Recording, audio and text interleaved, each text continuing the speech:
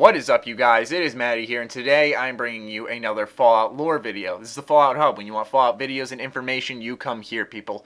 So before anything, definitely check out yesterday's upload. Basically confirms that Fallout 4 does exist. It's in development. You can see a script and everything if you want to. Definitely check that out. While you're at it, follow me on Twitter, like me on Facebook, get me to 1,000 on each of those. But before we get into today's lore video, which features every Tuesday and Thursday, I got a little challenge for you guys. Get this video to 100 likes and we will see another bonus lore video this Saturday. So definitely try to do that. While you're at it, I just want to say one other thing real quickly. And that's that people said that I just sound like I'm reading straight from a book when I'm doing my lore videos. And yes, I am reading off a Word document. So yes, you guys are going to have to deal a little bit with me sounding like a robot because I'm not going to be a chatterbox like I am right now. So I hope you guys understand that. Without further ado, let's start learning about the creatures of the Wasteland and Fallout. Okay, so if you're new here, this is how the series works. It runs off your comments, so be sure to post the comments down below on what you want to see in the next lore video. Whatever is most popular or most thumbs up, down below, I will pick for my next lore video. So be sure to get to posting now. So since a bunch of you in the last video posted about Deathclaws, I figured I covered them, but then there were so many creatures in the Wasteland that I could cover, I figured I'd just cover all of them in one video. So we're going to start off with Deathclaw for you guys specifically, and then we'll move on to a bunch of other interesting creatures. So basically they are large, agile, and strong species of the mutant horned Jackson's chameleon. Basically on screen is what that thing looks like. As you can see, the horns and whatnot. Very interesting creature. But let's get into it a little bit more. Deathclaws were originally created before the Great War by the government to replace humans during close combat search and destroy missions. They were derived from mixed animal stocks and then refined by using the master through genetic manipulation. So basically, if you don't know what the master is this mutant brain that's behind the super mutant army. If I cover super mutants in the future, I will be sure to explain him in more detail. Anyways, the resulting creature is obviously this very fast and powerful Deathclaw. Deathclaws have a hunchbacked bipedal reptilian build with long humanoid arms. They stand roughly 9 to 10 feet tall with a thick and resilient hide, powerful muscles, and a 12-inch long razor-sharp claw that can kill almost any creature in a few swipes, hence their name. They have an excellent sense of smell and hearing, though their eyesight is poor. Their build gives them an incredible speed and agility and strength in close combat, making them an extreme threat. We all know that based off of Fallout New Vegas and the Boneyard. Though they were originally mutated chameleons, they have lost their ability to camouflage themselves, thank God. Deathclaws are oviparous, or basically they're born through eggs, typically laid in the dark, sheltered locations, and fiercely guarded by their mother. I believe there's actually a cave in Fallout New Vegas that you can explore, and it's full of Deathclaws. Although they do not have vocal cords, they can growl and shout, and some seem to be able to mimic human speech, but similar to a parrot, but normal Deathclaws aren't intelligent enough to actually speak normally.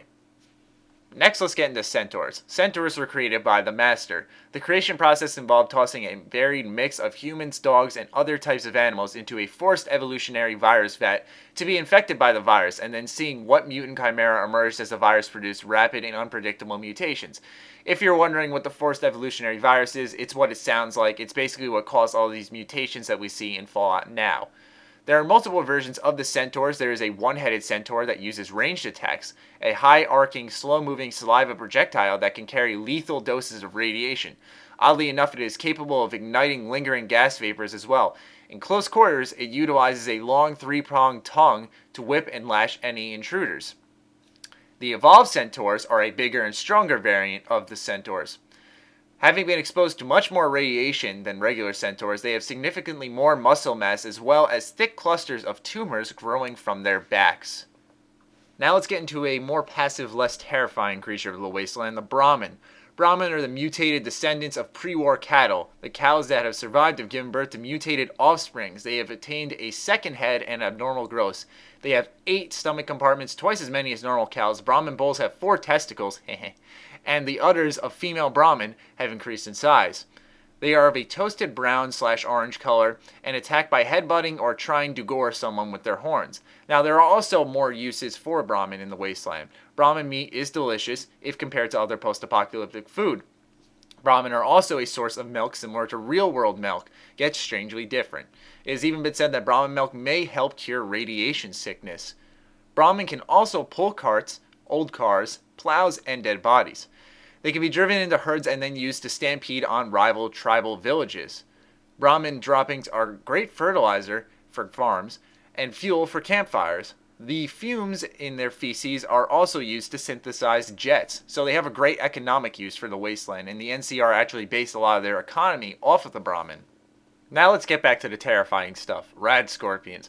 Radscorpions are large mutated scorpions. They originated from the North American Emperor scorpion, which were in many pet stores at the time of the Great War. They have since mutated to become much larger, faster, and more venomous than ever before. Despite this, various antidotes have been derived from their mutated, stronger venom. There are many forms of the Radscorpion, but they all basically do the same, which is getting up close to you and just trying to stab you with their stinger and inject their venom. And now on to our final creature of the Wasteland, the Mantis. Mantises are mutated Mantis religiosa. As you can see on screen, that's what they look like. Basically, your normal looking praying mantis almost.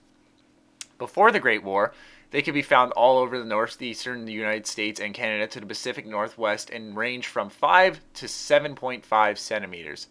After the Great War, two divergent mutations can be seen. The variants come from an exposure to radiation or the mutated FEV, coming from the air. The other variant can be seen in the Mojave Wasteland, or Fallout New Vegas, which are created by the horticultural experiments of Vault 22.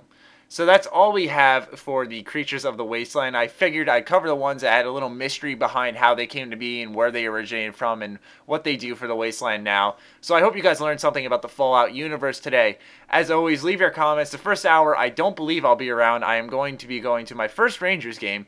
So if I am still on the computer at that time, I will be talking with you guys in the comments, but if not, post them anyways, and I'll be responding to them later tonight. As always, leave your thumbs up. Be sure to get this to 100 likes if you want to see another lore episode of your choice based off your comments. While you're at it, follow me on Twitter, like me on Facebook, and keep an eye out for more lore videos every Tuesday and Thursday guaranteed. Other than that, stay sexy, stay active. I love you all. Peace.